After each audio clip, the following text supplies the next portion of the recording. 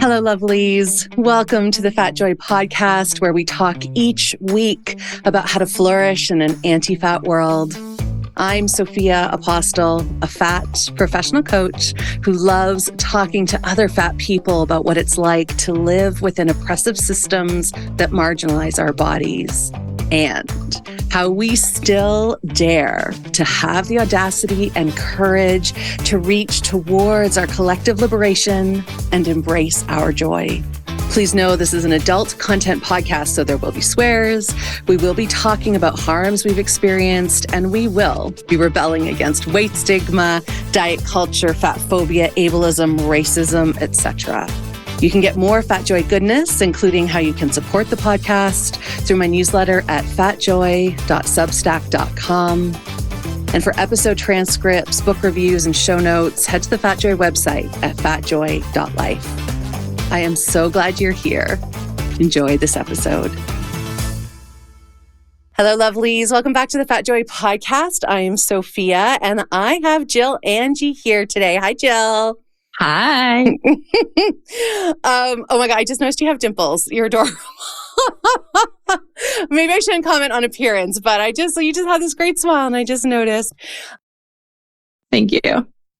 You're so welcome. Thank you for having dimples. I'm very excited to chat with you. I've been following you on Instagram. I think someone reshared. It's one of those things where someone, I think, reshared something of yours. And I think someone else was like, you should know Jill. And then here we are. So thank you for letting me get to know you and share you with everyone who's listening. I don't want to give away what you do. So why don't you tell us what you do and a little bit about yourself? Okay, this is always the most fun part. So I am a fat running coach, and I help fat women, mostly fat women over 40, but all fat women are welcome, start running and, do it safely and do it with confidence and build body confidence along the way.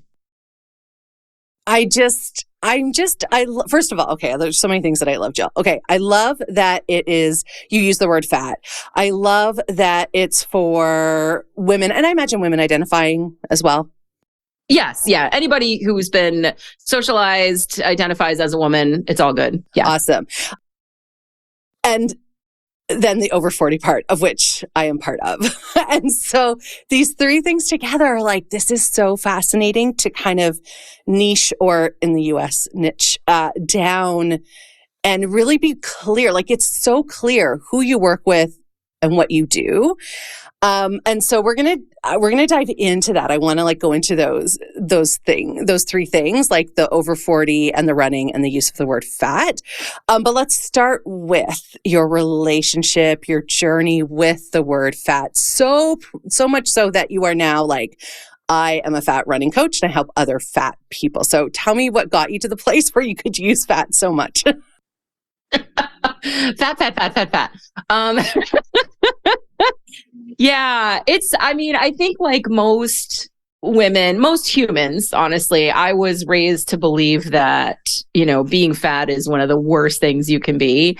And, I had a mom who was, she used to write her calories down on a little piece of paper and tape it to the refrigerator. So that's what I grew up with, was we count every single thing that goes in our mouths. And I was a very rebellious kid.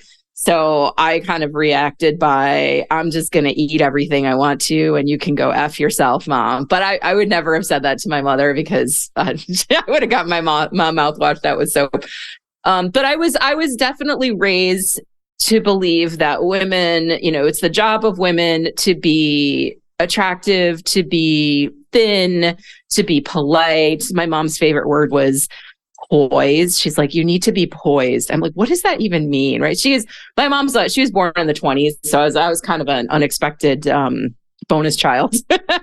But so I was sort of raised to believe that I was, too big, too loud, too silly, all the things. I was never quite doing it right. And, I think or consciously, I knew that I could be who I wanted to be, because I was also raised to be very independent, right? So I got very mixed messaging growing up. My parents were like, oh, you're going to go to a school, you're going to go to a good school. There was never a question that I wasn't going to go to college and that I wasn't going to, do a very hard course of study. But at the same time, it was like, but you have to stay thin so you can find a nice man. I'm like, what is happening here? So I grew up with like a lot of mixed messaging, and I totally lost my train of thought. But I guess like the bottom line is, so here I am, like, I think I identified as a feminist probably as early as college. I went to an almost exclusively male school. There was like 7 men for every woman. It was an engineering school. So, it was, I kind of just showed up there, like, not thinking that the dudes were in charge. I was just like, hey, I am who I am. I'm smart, all these things. But at the same time, I was like, but I have to be pretty, and I have to be thin, and I have to have a boyfriend. Right. And so that led to some very confusing interactions, very frustrating interactions, and definitely like probably an undiagnosed eating disorder.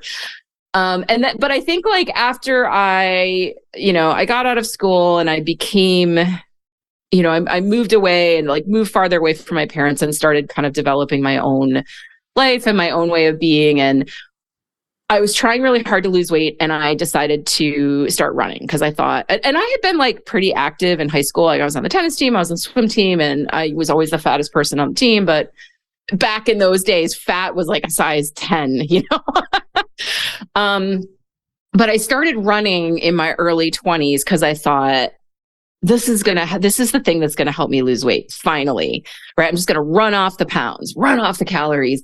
And that did not happen, but I did fall in love with the way running made me feel. And I think that was sort of the beginning of my journey to self-acceptance, because running was something that I could sort of make it be how I wanted it to be. I didn't really need to fit into somebody else's mode of what running was supposed to be like. And this was, of course, way before social media. So I didn't have any influences of people telling me what I should or shouldn't do. I was just like, oh, I could just go out and do this thing.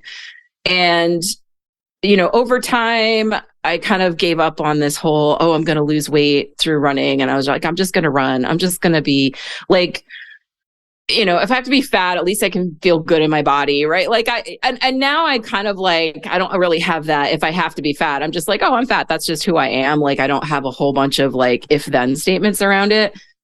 But it took about 10 years, I think, like right around 2008, 2009, when I was sort of giving up on this idea of like, oh, I have to lose weight. And I ended up working with this personal trainer who's also a yoga teacher. And she kind of taught me about the concept of non-competition with the self, and like recognizing that, every day doesn't have to be better than the last. And you don't always have to be trying for a personal record. You don't have to be constantly striving to be better than yesterday. You can just be. And that was a game changer for me. And I think that's really when my journey to self-acceptance, like kind of really, really ramped up. And then a couple of years later, I decided I hated working in corporate America. I worked for a pharmaceutical company. I had somebody else's dream job, got to travel the world. It was amazing. Hated it. Not the traveling part, but like everything else that went along with it. So I said, I'm going to quit my job and I'm going to start a personal training business for plus size women. Because at the time, I was still very uncomfortable with the word fat. So I used words like plus size and curvy and what was the other one? Voluptuous. Because I have big boobs. And so I was like, I definitely qualify as voluptuous. And so I would use those words a lot. And I think like over time, I started to learn how plus size is really sort of an exclusionary term used by the fashion industry. And I was very frustrated by the fact that like I had to go to a plus size store to do any kind of shopping. And I thought, well, why you want to other me? Why you got to like put me aside? Why do you got to make me shop at a different store? So I stopped really caring too much for that term, even though I think the term plus size just feels gentler because we are socialized to believe that fat is a negative term. It even has like a sound to it, like fat. It's just like, it kind of has like a mean, abrupt sound to it. And plus size just sounds so official and kind. And, and I also hate words like I'm starting to learn about, the BMI and how, the term obesity and like all the words that go along with the BMI bullshit. And so I think long story short, like over years, I started sort of exploring what all the different words meant to me. And I was just like, there's really nothing that seems to fit, right? Like curvy. Well, there are plenty of fat people out there who aren't curvy, who are, more straight up and down. And then there are so curvy is like a body type. It's not necessarily a body size. And I think I was kind of struggling. And finally, a couple of years ago, I was like, fuck it. I'm just going to say fat. I'm just going to be done with it.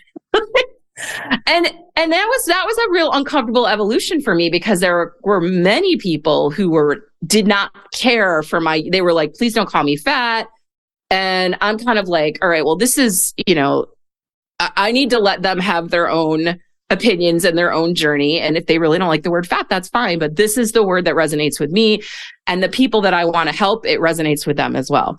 So yeah, I apologize. That was a very long-winded explanation, but it's so good. It makes so much sense. And I love this is why I always ask this question, because the word fat, it is weaponized. And then at some point, most of the people I talk to reclaim it. And I'm fascinated by that process of how we can take something that has been so vilified our whole lives, something that has been we've used on ourselves to create shame spirals, to create really negative health outcomes in terms of the stress of the word fat, not being fat.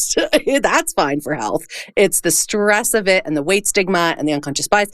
And so I love hearing how something that we've been told to never, ever, ever in our wildest dreams, ever, don't you dare become it. Now it's like, hey, I'm fat. I work with other fat people.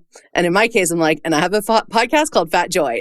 It's just, I think that to me, it's all constantly hopeful for our world state, that if all the people listening, all the people I interview shift their belief system so dramatically, anything is possible, So I love how you just outlined that. Yeah. Yeah. Well, and I think it's also there are people that are going to be uncomfortable with it. Because I think if I had met myself 10 years ago, I would have been like, she is not for me. This woman uses the word fat. What the hell is wrong with her?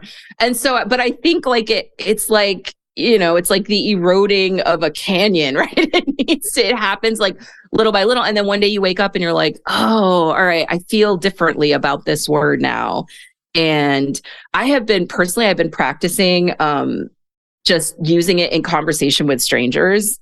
And it is so fun. Isn't it so fun? It's so fun. They're just you could just see, they're just oh my God, she just dropped the F-bomb. What am I supposed to do? Am I supposed to nod? Am I right? Because if you're talking to another fat person, they're fine. But if you're talking to a thin person, they look like a deer in the headlights. It's so much fun.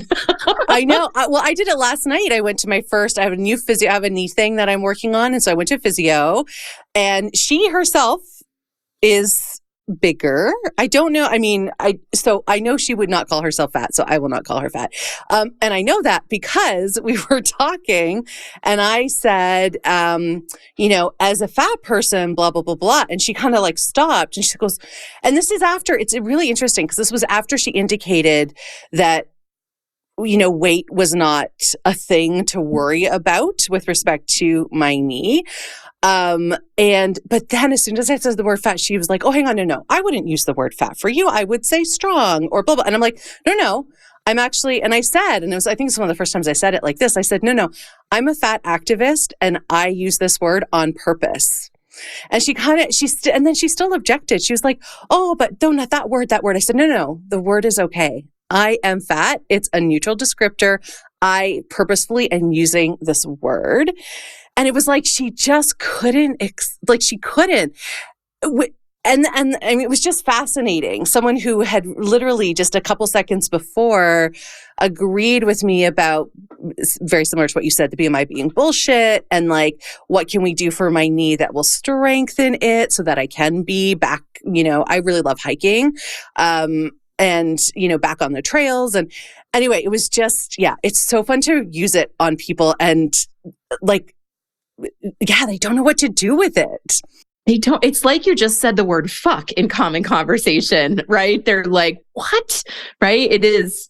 But I like to think that this person is going to go hard, like went home last night and started thinking about it and maybe looked up like, what even is a fat activist? And like, maybe you've started something in her brain and you've kicked off her journey. And I think that's it. That's our work, is like one mind at a time. I agree 100%. Yeah. And I hope so. I do this a lot now in lots of different settings where I'm like, who is this like loud, kind of maybe obnoxious person? It's like, I always think, I'm like, all right, here's fat woman raising her fat arm. I have something to say. And I just feel, this is where maybe, I wonder if this is why you work with people in their 40s. Because let me tell you, when I turned 40, I was like, fuck it all. This is my goddamn life and I will live it my way. And I can say that because I come at that. I have so much privilege that allows me to say that. And I just want to acknowledge that. And it's been revolutionary to just say what I want to say, not feel like I have to temper my voice. I mean, fuck, I created a whole podcast called Fat Joy. Like, two words that shouldn't exist together. The reason I called it Fat Joy is when I typed in Google, there was no Fat Joy.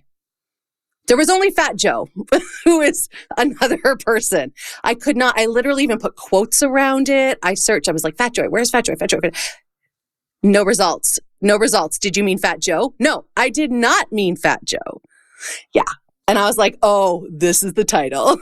Wow. But it really says it all, because it's confusing to people who are like, how can you be fat and feel joyful? Like they're literally two words that nobody ever uses in a sentence together. And I think it is absolutely brilliant. Yeah, thank you. Well, and I think too, the fact that you focus on, you're on your Instagram, it says, I help fat women over 40 start running.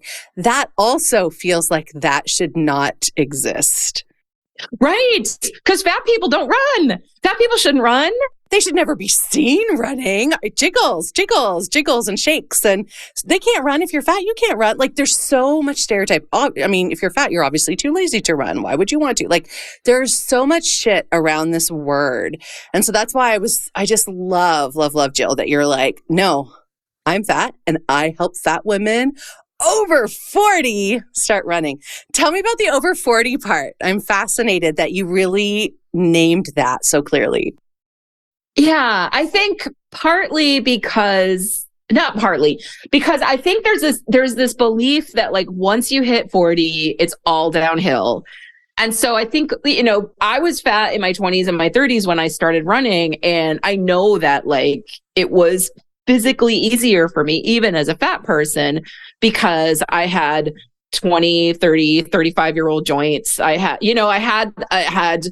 I did not have perimenopausal hormones going on, right? Like I was in the prime of my life, so to speak, which I like to redefine the prime of my life is like any year that I'm in is definitely the prime of my life, because I feel like every year gets better. But yes. But I think that, I wrote this book in 2013. It was called Running with Curves. And was I over 40 then? I must have been. I was born in 67. I can't do the math. I must have been over 40. Anyway. I was 46. Jesus. I'm like, in my head, I'm like, oh God, I can't do the math either. Please don't ask me.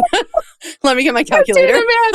But I wrote this book called Running with Curves, and it wasn't about to do with age or anything. And it was still at a time in my life where I was very uncomfortable with the word fat. Although on the cover, the subtitle of the book was Why You're Not Too Fat to Run and the Skinny on How to Start Today. And I know. And then like I tried to trademark it, and the company Curves came after me, and they were like, yeah, you can't use that word. And they're like, take it down or we'll take it down for you. Whoa. Like, even though it was Running with Curves, they tried to take it? They had a whole thing. So I talked to a trademark lawyer who said, hey, I think you have a case, but unless you have a trust fund that you're willing to waste, he's like, let's just change the name of your business and trademark that, and I'll help you do that. So that's how Not Your Average Runner was born. But I think like as I wrote that book, I wasn't necessarily targeting women over 40, but I started to people started to write to me and tell me how it was great that I was a runner, but they were 45. And I'm thinking, I'm older than you. Okay. Like I get women all the time. They tell me they're 40 years old. They're like, I think I'm too old. I'm like, I don't know. I'm 55. I'm still doing it. It seems that we worked out okay. But I recognize that like women over 40, first of all, their bodies are changing, right? And so there's new aches and pains that weren't there before. They can't fucking sleep anymore. They're one big hot flash. Like there's just so much going on in the body of a woman who's over 40 that has like nothing to do with your ability. And it doesn't mean that there's anything wrong with you. It's just like a natural evolution. So those women are either being told or they're, the message they're getting from their body is that running is not for them. And also I think like as you get older, you kind of get this like little bit of a rebellious streak. And so I think women over 40 are kind of like, okay, well, if you can show me how to do it, I'm gonna do it. And I'm gonna show everybody else, like, listen, this is what it's like to be over 40, over 50, over 60. And so I've really been tailoring my coaching and how I work to fat women and to fat women with perimenopausal and postmenopausal bodies, because that is like first of all, nobody's helping these women. Nobody's like, no trainers give a fuck about you if you're older and you're fat. They're just like, here's your keto intermittent fasting diet. Come see me when you've lost 50 pounds and then I will help you, So I realized it was Can I just name that what's working there is misogyny, anti-fatness, and ageism. Like like all three of those things are working in that exact transaction that happens. So I was about to name the systemic piece because fuck, it's ridiculous. And like we as women who, I think I told you I've identified as a feminist for most of my life, but I didn't really see all of my misogynistic patriarchal beliefs until I really started digging in and thinking like, oh, the reason I think that is because I was taught, right? And so my whole life I've been like, yeah, women are smart, women are amazing. Meanwhile, I'm like, but I better put lipstick on before I leave the house, right? And so, yeah. So it is fascinating how indoctrinated we are into believing all about the system that is holding us down. It is fascinating. Yeah. It's infuriating. Oh my God. Yeah. Yeah, it is. Beautiful. And I want to touch back on something because I thought this is such an interesting point is you left your corporate job and this is what you started. Well, I started a personal training business first, and I did that for I did that for a few years. I was very, very fortunate to be able to kind of like carve out a space in my own house for a studio. And but then, so I did that for several years. And then I was kind of like building the running business as sort of a side hustle. And then my husband and I got divorced. And I was like, listen, I cannot afford, like on my own, I could not afford a house that had space. So I shut down the personal training business and I said, I'm going to go all in on the online running. And so that like 2016 is when this current iteration of my business really started to grow. But yeah, I did. I walked out of my corporate job. That was I recognize that a lot of what I do is a result of all the privilege that I've had my whole life. Like it's rare that people are in a situation where they can just tell their husband, like, I'm quitting my job tomorrow. And I like saved up my own money for a long time. Like he didn't support me, but also like, I like live with somebody who was just like, all right, if that's what you want to do, that's what you want to do. So, very, very grateful to have had that opportunity for sure. Yeah, amazing. And then, so now you focus on the running part, like that is kind of the main crux of your business. Yeah, that's all I do well, here's the thing. It's kind of like, it's a little bit of a bait and switch because I tell people I'm going to help them start running. But then after they start working with me, I'm just like, hey, also, I'm going to help you build confidence and stop hating your body. Yay, down with diet culture. Yes, exactly. That's so great. I mean, that's such a part of it. And I think if people are drawn to you and you're using the word fat, they're ready for those conversations. Yeah. This isn't, yeah. I mean, that's also one of the reasons I like using the word is I'm not a like body positivity 101 person. Like I like working and talking with people who are further along in their body liberation journey. And yeah, I think using the word fat is one of the ways that you can convey that to others. Yeah. Right. And honestly, I did, because I used plus size, larger bodied, I've used like a variety of different words. When I started going all in on the word fat, I think I mentioned this before, but I did have a lot of like my existing clients who were, rightfully confused because they're like, wait, is she calling us fat because she says she works with fat women? And so there was definitely some uncomfortable discussions and a lot of people who were like, hey, I'm out. Like they opted out because they weren't ready to be hearing that word, be using that word. And I, around that time, I also started talking a lot about destroying the patriarchy. Yeah. So there were plenty of people who were just kind of like, I don't buy into this whole like patriarchy is running our lives. And I'm like, all right, well, when you see it, call me. But, for now, I'm not going to shove it down your throat. So I think that like that what that taught me was I need to be way more specific in my language because I don't want people to be like, oh, she's so amazing. And then they like, quote unquote, see behind the curtain and they're like, oh, wow, this isn't what I thought it was at all. So I'm like, hey, let's just be real transparent up front. I'm just going to use both of the F words a lot. Right. And, can I just say like, that's a really powerful feminist ecosystem approach because you didn't, and again, I come from a sales background, so it's been very interesting for me unlearning a lot of my own sales training. And Kelly Deals, who is one of the podcast guests that people can listen to, taught me about this in her feminist copywriting course, which is all about how to do your business not according to patriarchal, like exploitative capitalist approaches. And so when people started pulling out, instead of you being like, okay, never mind, I'm going to change it. I'm going to shove my truth down because I don't want to lose people, which of course would be the capitalist approach. I'll do whatever it takes to like keep business coming. You were like, no, instead, and this is so rooted in feminist business practices and a feminist business model is I'm actually going to get even more clear so the people who want to work with me, who align, who have similar values can find me. Like, that's brilliant. I just had to like point that out, Jill, because like it's rare to see examples of that because it's scary as hell to have people walking away from you and you're like, okay, I bless you on your journey. And okay, I need to be even more clear about who I want to work with. Yeah, that's beautiful. Well, and that's literally what it was too. And it was scary as hell because I had built up a very thriving business. And then I watched it like, over a period of a few months, I watched it get a lot smaller and I was like, oh shit. But also I'm like, I can't change who I am.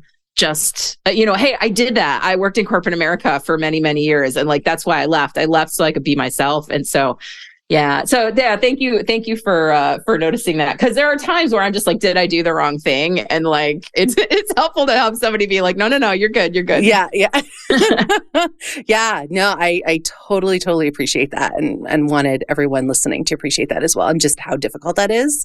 I often talk about I'm also a creative writing coach. And so the studio I work for, is also runs like, we run as a feminist business built on anti-oppressive principles, and we are not for everybody.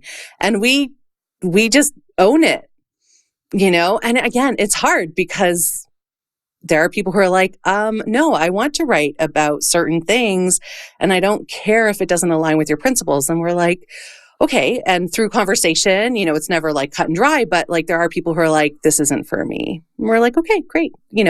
We want to be as clear as possible about what we stand for and what we're trying to create in the world, and you're creating something in the world.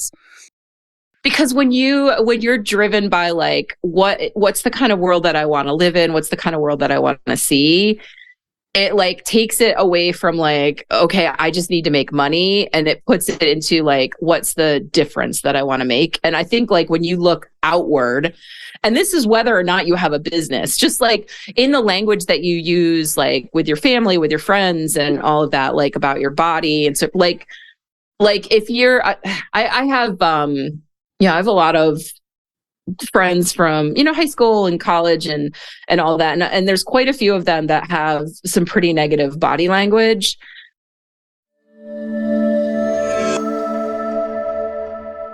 Hello, it's Sophia, and I'm jumping into this episode to invite you to subscribe, rate, and review the Fat Joy podcast.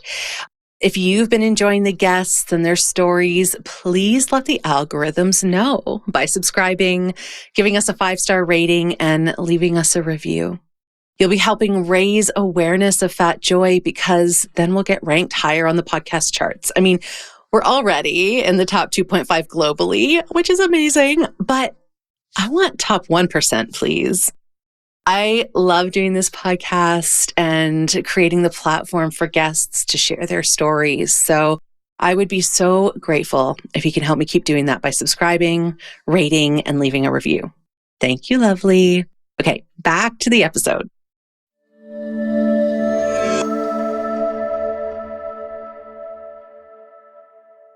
But like the language that they use to describe their body, and it's very much like, I can't be seen in a bathing suit because my cellulite, my legs are too fat, whatever. And I kind of feel like the difference I want to make in the world isn't just through my business, it's through like impact that I have with everybody. So I show up to pool parties in a bikini, and I'm like, hey, you're allowed to be fat and in a bikini.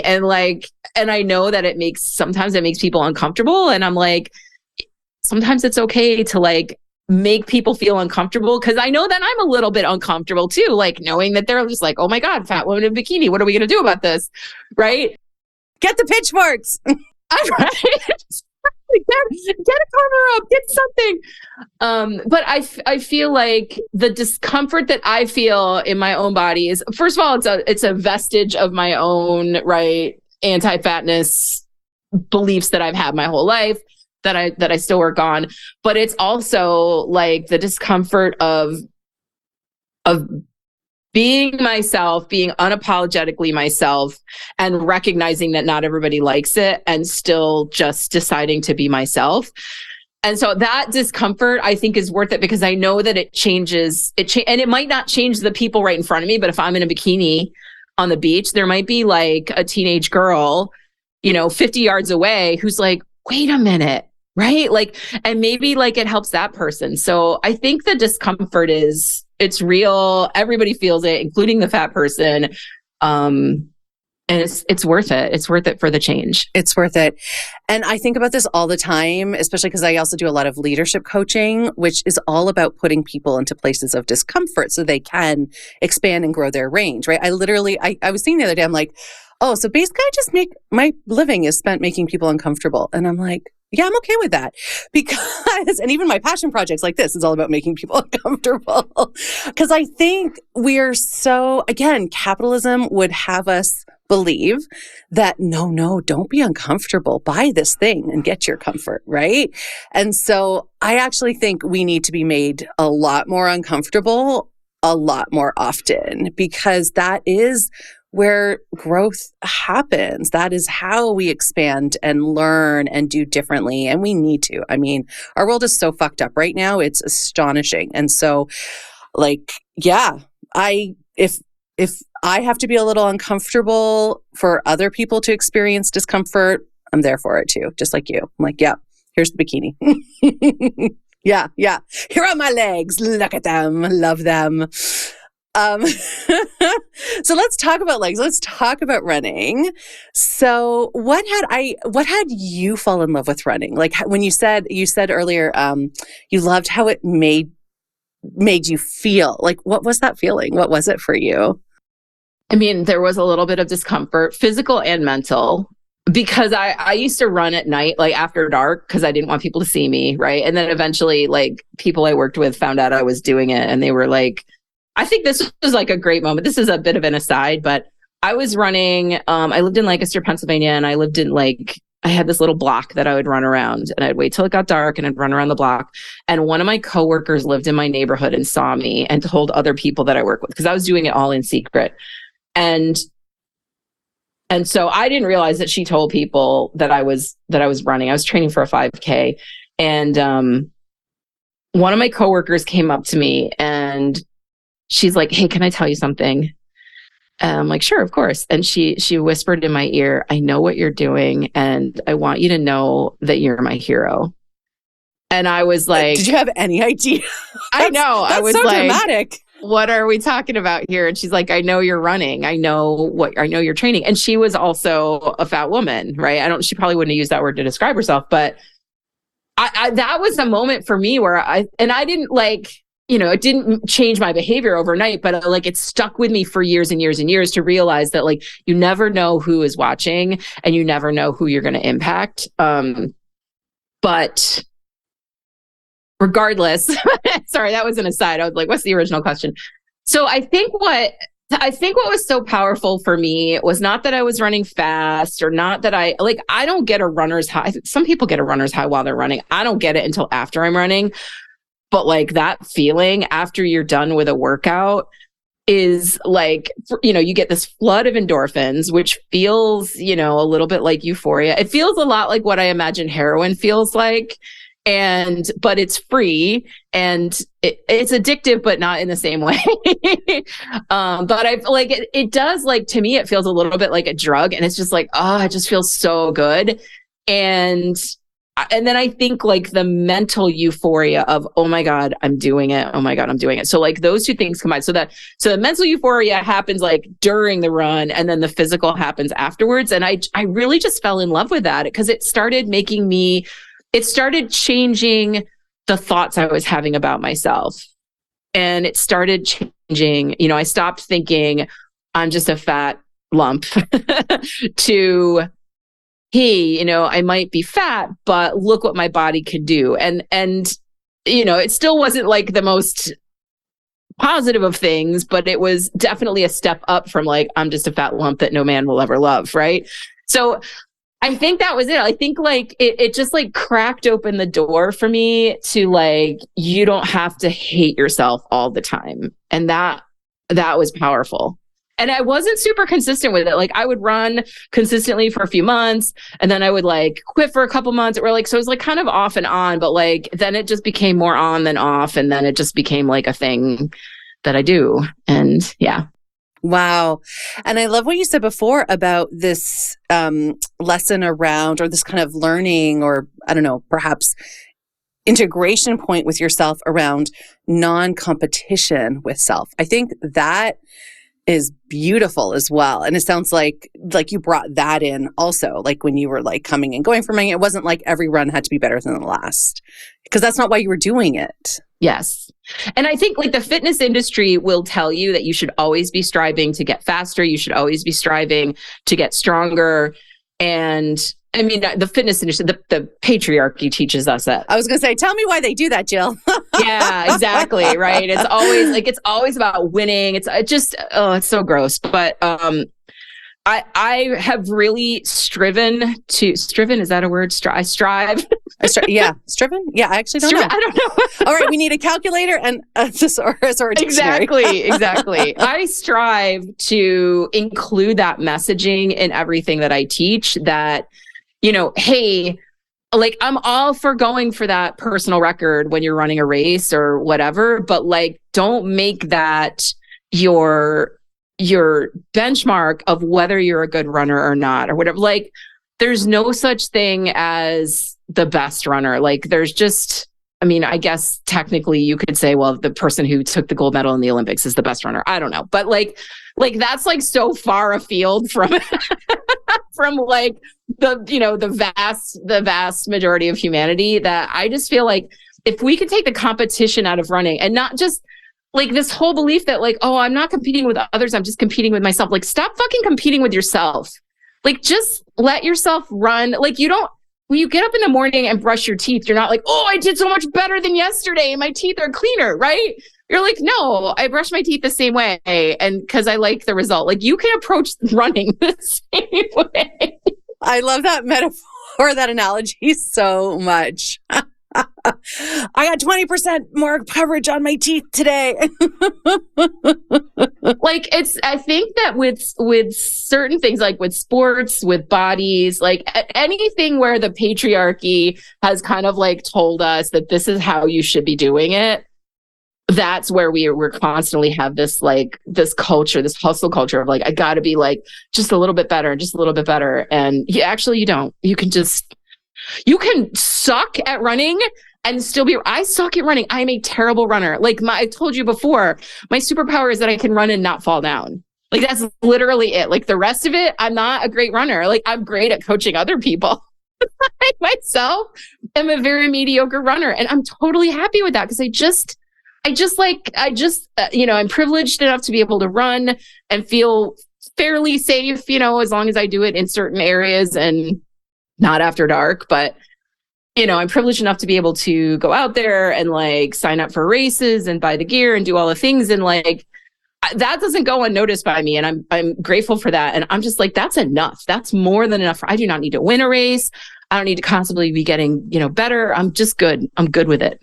Yeah, it really brings it back to that idea of what is enough and how that is so warped for us because we've been told, oh, no, nothing is enough. Buy more to get to enough. So it's really revolutionary to be like, I run and that's enough. Like, that's it. It doesn't have to be anything more than that. I love that so much, Jill. Yeah, yeah. So when you work with people, I'm imagining there are some patterns around people's worries or concerns as they start. Like, what do you hear from people? Like, oh, I can't run, or I could never do this because, but what if this? Like, what are some of the things that you hear? I would say the three most common. The number one is I'm gonna hurt my knees. My doctor told me I can't run because I'm too fat and I'm gonna destroy my knees. So that's number one. That is a huge myth. Yes. Very frustrating because I mean the vast majority of, I'm not even going to get into all the reasons why it's wrong, but so that's the most common one, I would say. And then I also hear from people that like they're afraid that they don't want to run outside. They don't want to run in public because people are going to see them and people are going to have opinions about their body. Or if they're comfortable running outside, they're like, but I have to wear long sleeves and it'll be like 90 degrees in the summer and they're in long sleeves and long pants because they're like, I don't want people to see my body. I'm like, people can see your body. It's just a matter of whether they can see your skin or not. And so unless you're from a culture, like a modesty culture where like literally your religion or, the way you were raised teaches you like you have to keep these certain body parts covered. Like, let's free the arms. Let's please let's see some tank tops. Let's see some shorts when it's hot because it is a safety issue, right? But it truly is. I think it's the body. It's the belief that like, if your body is fat, you need to cover it up. Right. Like, so there's a lot of people that struggle with that. And then there's, the final thing I think is, what if I can't, like every time I try to run, I can't breathe. It's too hard for me to breathe. I run out of breath. And so I'm just not cut out to be a runner. I'm like, all right, well, we're going to slow down and we're going to teach you how to do intervals. Like really, like that is the answer. That is like the easiest problem to solve. Like the body confidence is a much more, it takes a lot more work and, the knees, like, yeah, we need to do some strengthening work and so forth. But like I can fix your breathing issues on day one. And it really is slow it down and do like run walk intervals. And it's like, boom, problem solved. Yeah, I love that. I interviewed, I don't know if you know, the Slow AF Run Club. Yes. Yeah. I recorded with Martinez Evans, and it was really interesting talking to him too around that. And that was just that idea of slowing down, of doing intervals. And that's kind of what got him noticed because people were noticing. And I think he was wearing a shirt that's something like, that said something like the slow AF or I run slow AF. And these objections, the point I'm trying to make very incoherently, that I'm remembering from my conversation with him and that you're reminding me of and that you do is like these objections actually really, they're not, I don't know if this is the right word, but they're not like authentic objections. They're actually objections based on information that we have been erroneously given. Around the doctor piece. So I know you said I don't want to go all into it, but can you say like one or two things about why this, like my doctor said I can't run because of my knees is actually bullshit for a lot of people. Other people maybe not, but like just because you're fat does not mean you can't run because of your knee joints. Yeah. Yes. Well, so first of all, I know plenty of thin people who have bad knees. So it is not being fat that quote unquote ruins your knees. And for most people, fat or otherwise, when you're running and you have knee pain, it is very rarely something structural in the joint and almost always due to a muscle imbalance or a weakness, usually like maybe in your glutes or your quads that are like kind of pulling your knee joint a little bit out of alignment as you run. And so if you build strength, right? If you build strength tactically by going to a physical therapist or going to a sports doctor, right? Like your knees are supported, you're going to be fine. And like running is a high impact activity, and high impact activities actually stimulate bone growth and stimulate joint health. So running is truly good for your knees. So the most of the time when somebody's like, oh, I feel pain in my knees, it's like, first of all, where is the pain? Because the knee is a complicated joint and there are many different places that you feel pain. And, very often it's something like IT band syndrome or patellar tendonitis or something, which is, again, it's easily fixed. Now, there are people who have arthritis in their knees. I am one of them. I have spots in my knee joints where it is literally bone on bone. My meniscus is like ragged. Right? It's got like all kinds of little like micro tears everywhere.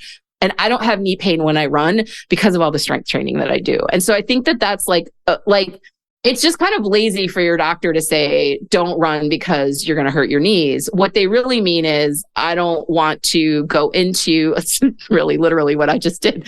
I don't want to go into telling you all the things that you might have to do to be able to run comfortably because, it's just easier to tell you not to do it. And so, yeah, so it really is like, I think that running is great for your knees. And I think that thin or fat, the reason people have knee problems is because of muscle weakness. And because a lot of runners are told, like, don't strength train, just run. And women are told, like, don't strength train because you're going to get bulky. I'm like, listen, I'm already fat. Like, some extra muscle is not going to make much of a difference. Yeah. Yeah. Right. And it's actually pretty, not impossible, but pretty unrealistic to like feel like, oh, I'm going to lift some 10-pound dumbbells and suddenly be like bulky like Arnold. No, like our bodies just can't actually do that unless perhaps there are some enhancers taken, but that's not what we're talking about, like steroids and stuff. So like, yeah, I am glad you just explained that because it is because we, again, talking about power, our doctor says something, we don't often think to question because they're the doctor, they know. And I'm forever on this podcast whenever health stuff comes up being like, question your doctor, do your own research, understand that they have been trained a certain way and been influenced a certain way. And like you said, if they have 5 minutes per patient, they're not going to like pull out the model of the knee and show you the different joint. And like, they're just going to be like, just don't do it, you're fat, but still lose weight. Like, again, like this is the whole ridiculousness of it all. So yeah, it is. And I think like that point was driven home really, really well for me. It was like 2019 and I had decided that it was 2018. I was going to train for the 2019 Philadelphia Marathon and I was having problems with my knee and like really bad. I was like they hurt, they don't feel good. Like, so I went to see an orthopedic doctor and he put a shot in my knee and this might have been mid 2017. Anyway, he put a shot in my knee. We tried it was like a gel shot or something. So we tried like a cortisone shot, didn't work, tried a gel shot, like kind of sort of worked, but not really. And finally, I was in his office. I was like, listen, nothing's working. What do you suggest? And he's like, well, I think it's time for surgery. Like, we're going to have to go in and scope out the knee and da da da da da. And I was like, okay, well, I start training for the Philadelphia Marathon in February. Like, do you think I'll be ready to go by then? And he looked at me and he's like, I really don't think a marathon is a good idea for you at your, and then he paused and he said age. And I'm like, cop out. Just say it, dude. Just say it. I know. And I was just like, okay, all right. And he's like, because I'm the same age as you, and I know that I can't run the way I used to. And I was like, okay, all right. I was like, well, thanks very much for your time. And he's like, well, let's get that surgery scheduled. And I was like, I'll be in touch. Right. And I left and I called because then I started thinking about it. I was like, oh, well, he's a surgical orthopedist. So of course he's going to want to have some sort of invasive technique. Right. So I was like, what are my options? And I was like, is there such a thing as a non-surgical sports doctor? Yes, there was. Went to one of those. He was fat. I was like, I found my people. And I know, like, he walked in and he was a fat guy. And I was just like, I wanted to kiss him. I was like, that's not appropriate. Don't kiss your doctor. But I felt like, oh, I'm going to be understood. I'm going to be heard. And I was. And then 3 months later, I was like back on training, no knee pain, and like haven't really had any issues since in 5 years. So was it muscular? Is that what changed? Like, it was 100% muscular. Yeah, it really was. It was like my glutes were just like too weak and like my glutes were weak and my kneecaps were getting like pulled out of alignment. That's what's happening with me right now. Yeah, that's why I was curious.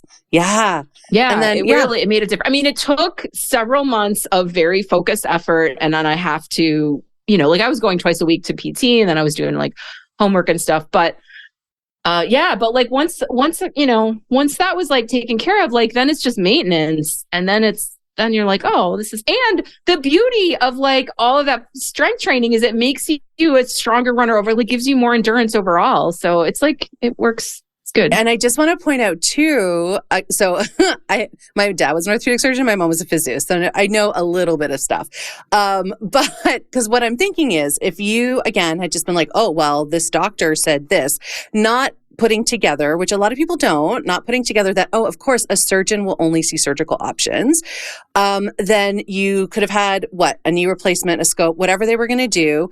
That's time limited, only lasts so long. And you would have had to like give up this thing, basically, that is your joy.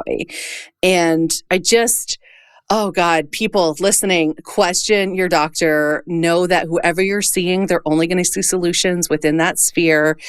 And, there are so many resources, including the Health at Every Size Health Sheets that Reagan Chastain does, that you can like look at. I'll include a link. I linked to this resource so many times, but I'll include another link because there's actually a joint knee kind of health sheet that provides additional information for people to just question. Anyone who's in a position of power over you, do not trust what they say. They are in power. They want to retain power. Question. Okay, that's my soapbox. One of many this episode. I love it though. I love it.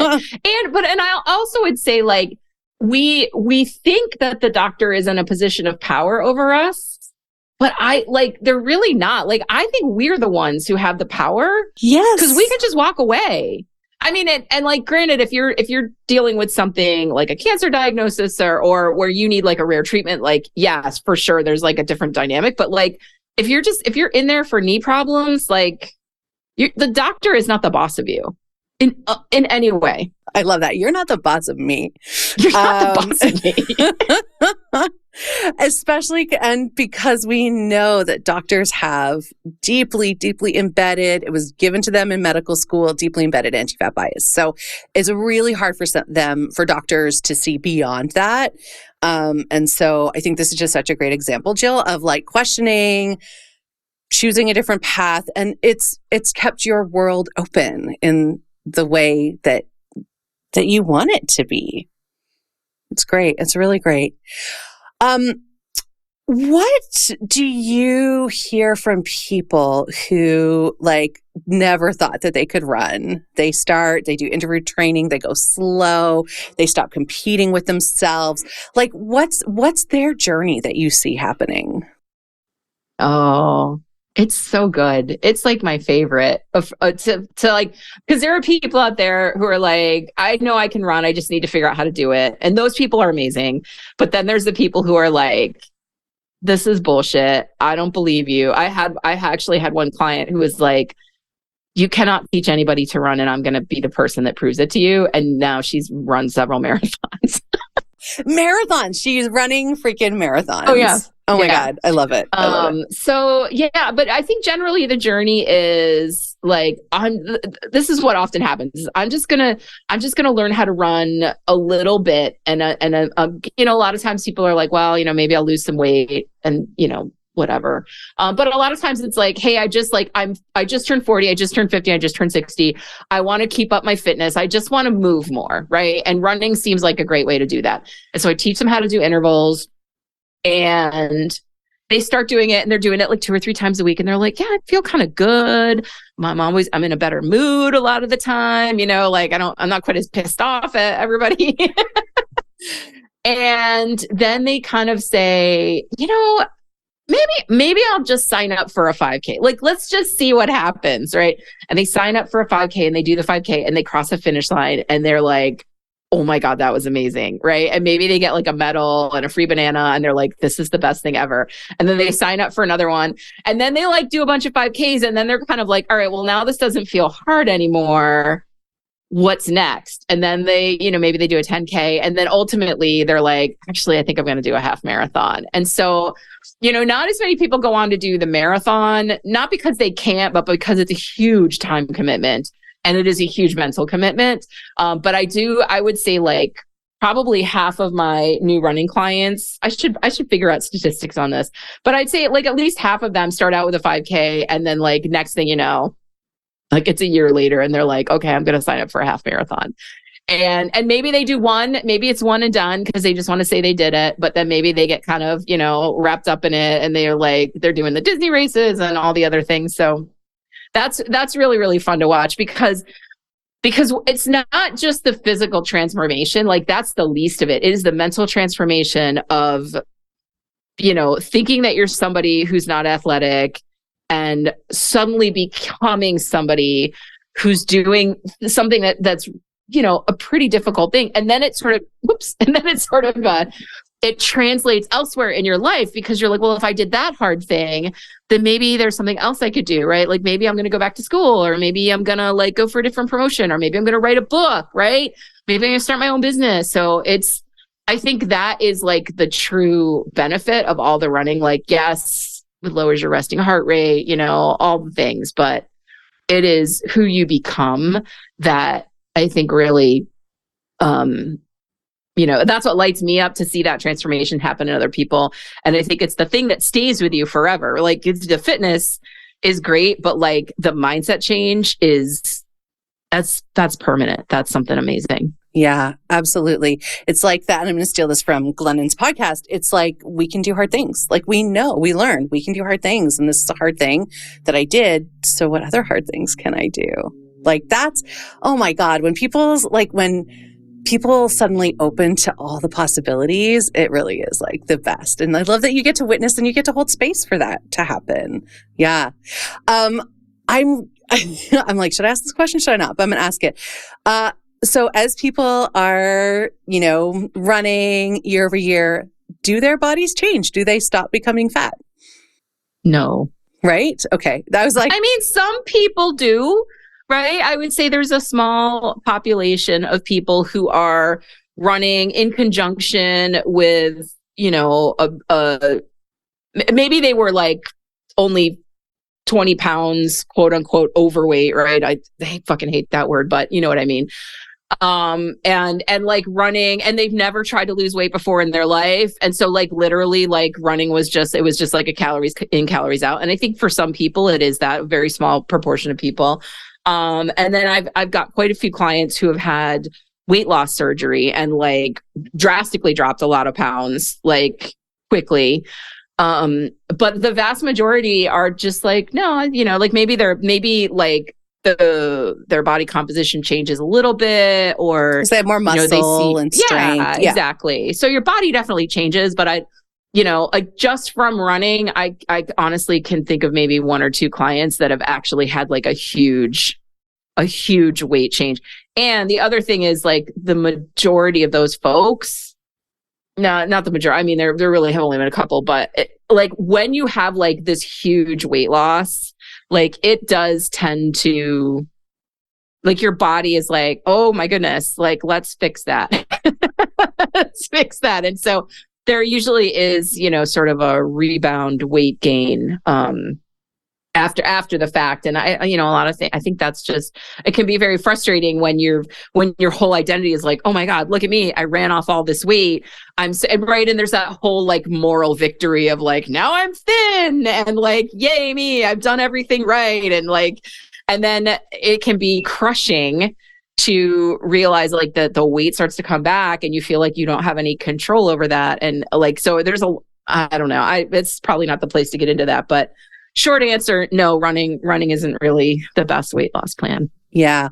Well, and I was hesitating to ask because I assumed the answer would be no, because we know that the determinants of body size are not just food and exercise. In fact, that's like a really small percentage of what actually determines our body size and our health. And so I was like, oh, I hope the answer is yes. I felt like a lawyer asking a leading question. I was like, oh, I'm assuming the answer is yes. I hope she'll say yes.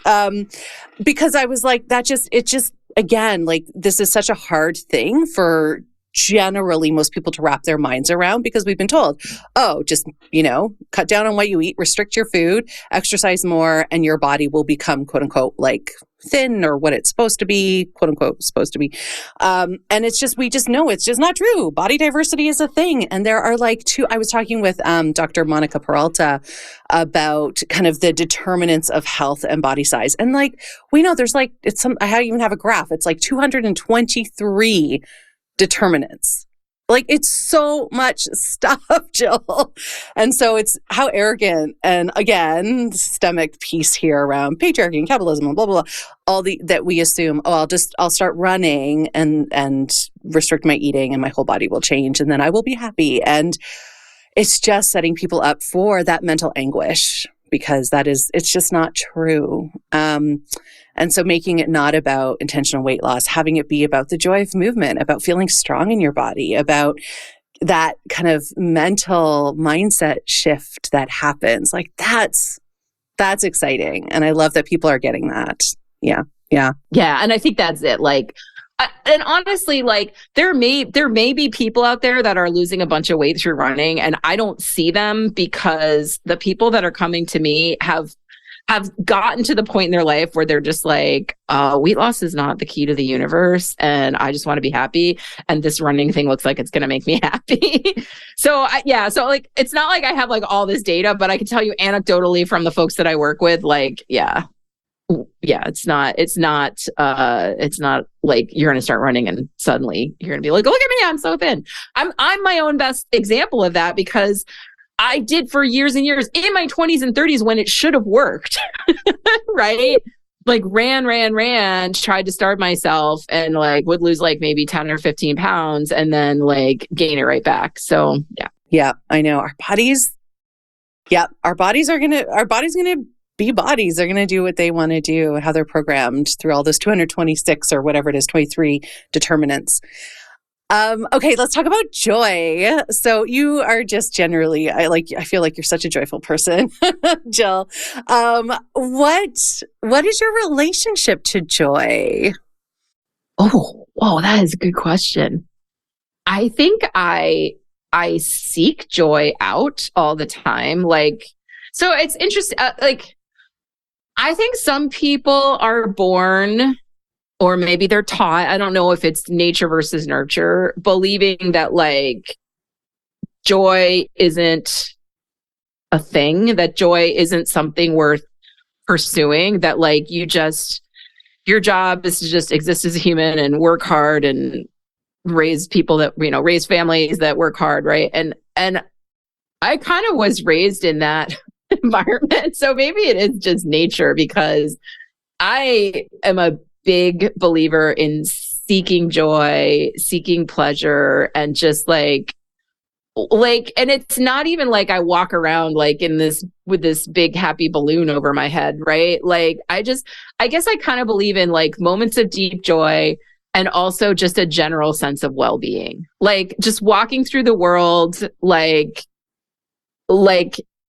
not hating on myself all the time. And yeah, maybe joy is like the absence of not hating on myself.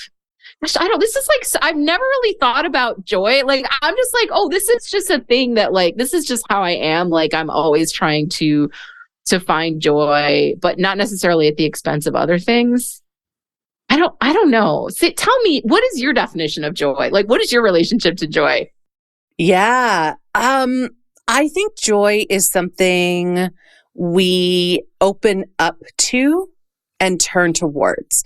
And I think what I like about that, I think my bias here would be that I really believe in choice. And there's a lot of situations where we don't have choice, but I do believe, again, because of systemic oppressions, I can't choose to change my doctor's opinion. I can't choose for Black people to stop being killed. Like there's so much that is not within our control, but I think maybe my way of being okay with this world is the belief that within myself, within my own brain, within my own heart, within my own soul, within my own body, I can choose to open up and be available for joy. And when I do that, suddenly joy is everywhere, right? Like I'm glad you asked, because I'm like, I ask this question all the time. And I'm like, have I really thought about it deeply? Because and it's interesting. I listened to, I forget her name, about a podcast person that I really like who was like, no, joy is never a choice. Joy is just something that happens. It's kind of given to you by God at certain times. And I was like, oh, I totally disagree with you completely. Yeah. Cause I feel like it's about how we hold our own selves in given moments and what we want to open up to. Because I can certainly, I'm filled with rage most of the day because of our world and the way it's constructed. It's literally why I created a podcast about joy, because I was just filled with rage all the time. I'm like, I need something different. So like, I love this. I feel you. I feel you so hard on this. Yeah. Rage. And there's also a joy in that rage. Like I actually feel joyful when I'm also rageful and wrathful. So yeah, I think that's how I think about it. Like I open to it. I purposefully choose it. And I think it's like I choose to see joy also. Yeah.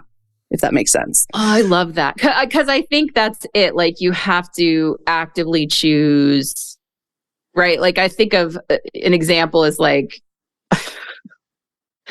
my cat will just like cough up a hairball, and like, and I'm just like, oh, for fuck's sake, now I have to clean that up. But then also like, there's the joy of watching her, like, I don't know, like sometimes she'll do something really cute. This is a terrible example, but like she'll do something really cute.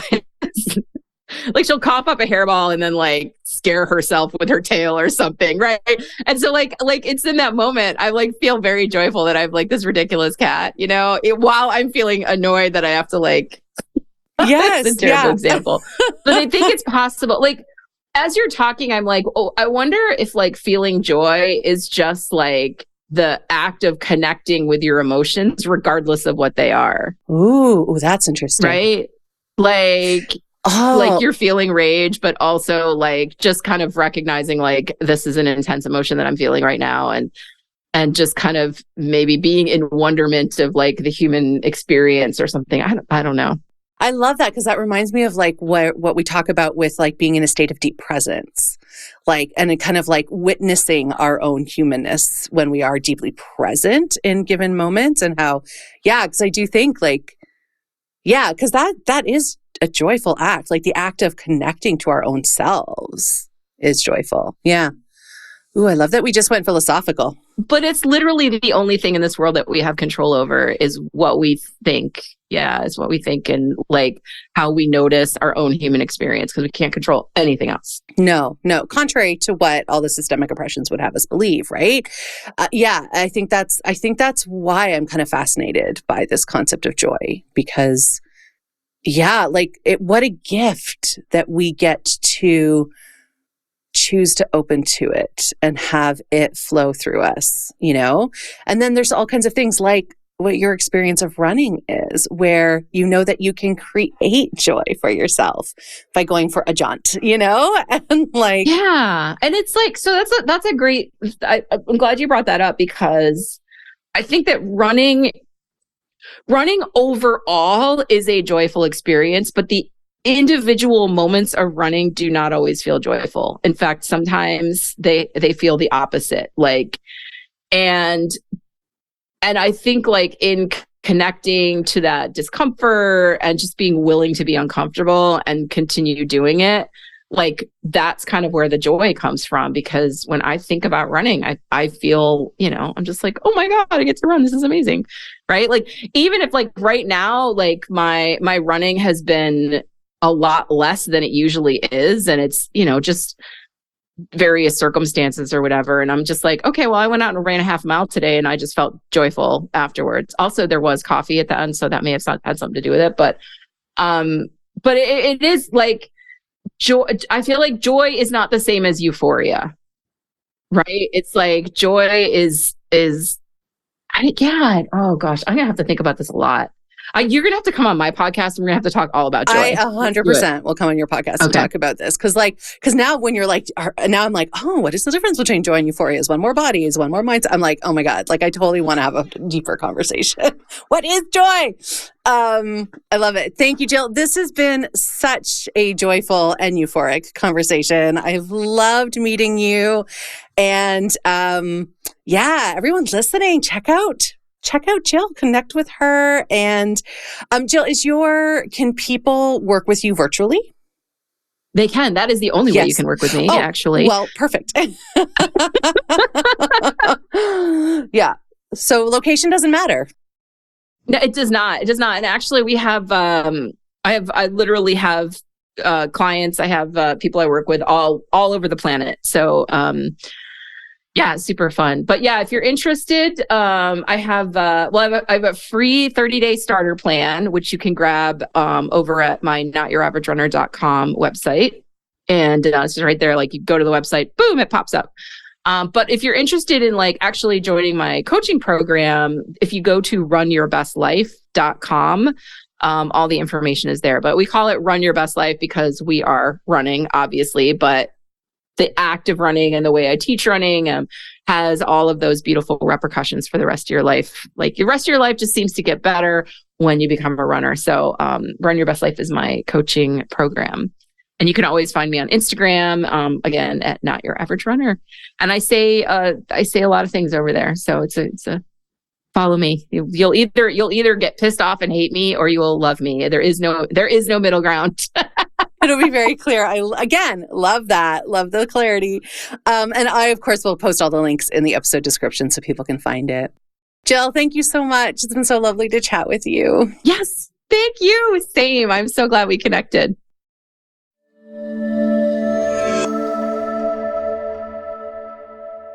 Before we go, I'd like to read a poem, because poetry can reach our hearts in a different way. Poems can have us feel in a different way. And that's what this podcast is all about. Expanding our hearts, deepening our empathy, and inviting in joy. So each week, you get a new poem.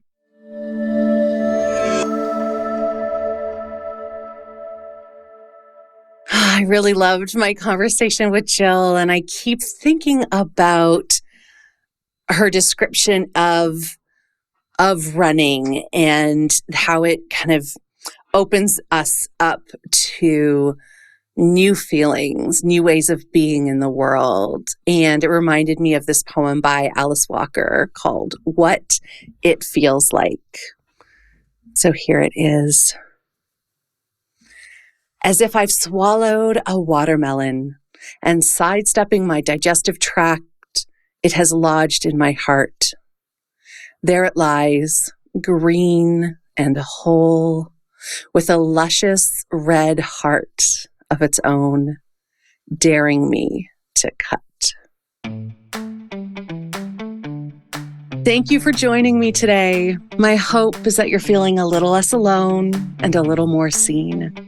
So until the next episode, you can find me on Instagram at fatjoy.life, on YouTube at youtube.com/@fatjoy, and on Substack at fatjoy.substack.com.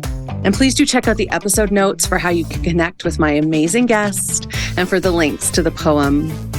All right, lovely. I am sending you off with my best wishes for an abundantly Fat Joy day, and we'll talk again soon.